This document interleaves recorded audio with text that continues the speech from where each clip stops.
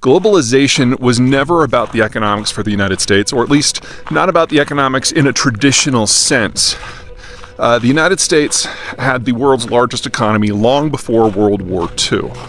And with the war, we found all of our potential rivals, cooperation nations, friends, allies, enemies, everybody put together had an economy that was about the same size as the United States. And economic growth was hard to come by. Economic security was impossible. And a big part of what led to that was competition over resources, over lands, over security, basically all of the things that have colored human history since the beginning. So, the Americans came to the conclusion that when they were facing down Stalin in the middle of Europe, that there was no way that Americans would be able to economically, politically support the kind of conflict where the Soviets were right there and we were an ocean away. Especially when we'd be fighting on the territory of countries that had been absolutely devastated. So the solution was to bribe everybody, to use our Navy to patrol the global oceans so that any one of our allies could go anywhere at any time and interact with any other player, access any material, and especially access the American market, which was really the only one of size to survive the war. The catch was you had to let the Americans write your security policies. And so never forget that from the very beginning, the very concept of globalization for the United States, it was never about economics or trade. It was about security. We pay you to be on our side. And that worked. And after 45 years, the Cold War ended because the Soviet system could not compete, because the Americans not only held the security upper hand, but had created this alliance of economies that were massively larger. Because by the time we got to the 1980s, Korea, which had been the world's 5th poorest country in per capita terms, actually surpassed that of the Soviet Union. So there was just no long-term competition to be had. Now, that was 35 years ago. And since then, the world has changed. We've entered into a hyperglobalization era where any number of other players have come into the global system and participated under the rules the US set up. And this means it's not just the West and it's not just the Asian protectorates, but it's Southeast Asia. It's Brazil, it's India, it's Russia itself, and of course China. We're no longer in a world where the US economy is as large as everybody else put together. Based on how you do the math, the rest of the world combined is 3 or 4 times the size of the United States. So doing an indirect economic subsidization, as the US had for 45 years, became less and less tenable over the next 30. And we're now in an environment where some of these countries, China for the most part, are so overextended and so dependent on globalization that the only way they can survive is as the United States increases support, not decreases. Their demographics mean they have no market. Their lack of military reach, it means they can't get energy. And their dependence on the Russians means that the country that is most likely to use economics, especially raw material supply, in order to achieve geopolitical concessions is now their single largest partner. Newsflash, that's not going to end well.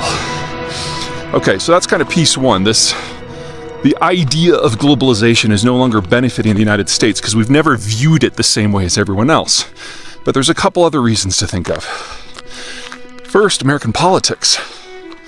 During the Cold War, we had a pretty strong bipartisan foreign policy. Remember that American foreign policy is a reflection of its domestic policy. And every generation or two, Americans go through and kind of refabricate what their parties mean. This is part of the side effect of having a first-past-the-post single-member district system, which is a fancy way of saying that you vote for a candidate who's going to represent a specific geographic area. And they have to get more votes than whoever comes in second. So the parties have a vested interest in throwing as wide of a net as possible so they can get that extra marginal vote. Well, every few decades, politics shifts because demographics change and economics change and security changes. And if you think about what we've been through in the last 35 years, the Cold War has ended, hyperglobalization has risen, hyperglobalization has fallen. The baby boomers were in their prime, the baby boomers are now retiring. We've had the information revolution, we've had social media. Of course we're going to handle our politics different. And when you do that, the factions that make up the parties move around. Remember, big net, big big tent parties. That means they've got lots of factions that are always struggling for dominance and influence. When politics shifts, those factional alliances don't make sense anymore, and so they have to evolve. And the politics don't just rise and fall within the big tent party, they fall out, they shift sides. And if you look at what has happened so far, none of it supports globalization. So, for example, unions have largely fallen out of the Democratic coalition. The Trump coalition was fairly successful at drawing them out. They are very anti-free trade.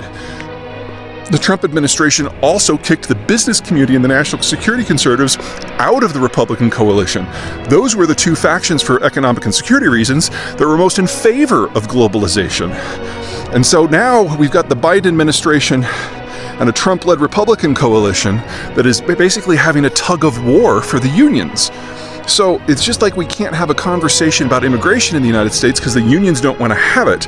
No one in Washington wants to talk about globalization in a positive light because the unions are at stake in terms of which political alignment they're going to take. And the two groups that used to like globalization, national security and business conservatives, they're not even part of the room anymore. But probably the biggest reason is the third one, and that's demographics. When you urbanize and industrialize, and for most of the world they didn't start that in earnest until 1945, or in the case of the developing world until 1992, you move off the farm, you move into the town, and instead of working on a subsistence agricultural system, you now are getting a services, a manufacturing, or an industrial job. And that means you are living in condos or single-family homes or townhomes that are crammed together. And in that sort of environment, kids go from being free labor to just being expensive headaches, and you have fewer of them.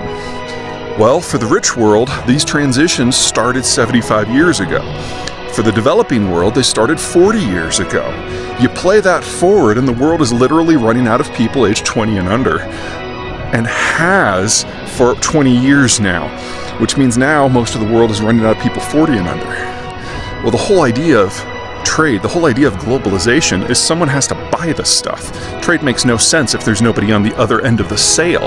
And we are now entering a world where the people who traditionally have done most of the consuming, people 45 and under, the folks who are having kids and buying homes and cars, they just don't exist in the necessary numbers to sustain the system.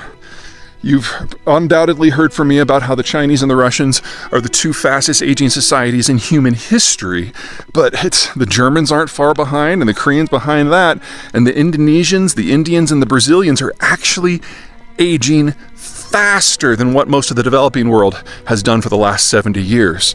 And you only have to fast forward to about 2040, 2045, before the average American is younger than the average Brazilian, and 10 years after that, younger than the average Indian, Indonesian, or Mexican. So we no longer have the security parameters to make this work because the Americans aren't interested. We no longer have the economic basis to make this work because we don't have enough young people to consume. And the Americans are taking a political moment for themselves that's going to last a few more years in order to digest whatever's going to happen with the unions. And that, howdy neighbor, and that is more than enough time to kill any remnants of the globalized system. What would need to happen if the United States really wanted to get back in this game is some sort of security scare that scares us more than the rest of the world, where we feel we need to pay for a new alliance. The Ukraine war is not that. If you look at what the Biden administration has done, all the deals that are on the table are on security. There's not a single guns for butter trade.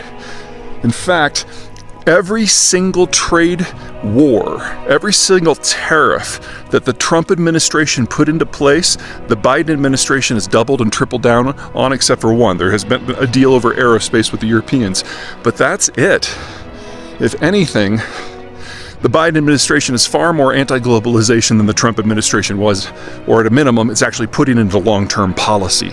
So even if the next president happens to be a strong globalist, they're going to have to unwind 8 years of anti-globalization sentiment that is now hardwired into American policy, and another 8 years under Obama of just complete strategic apathy.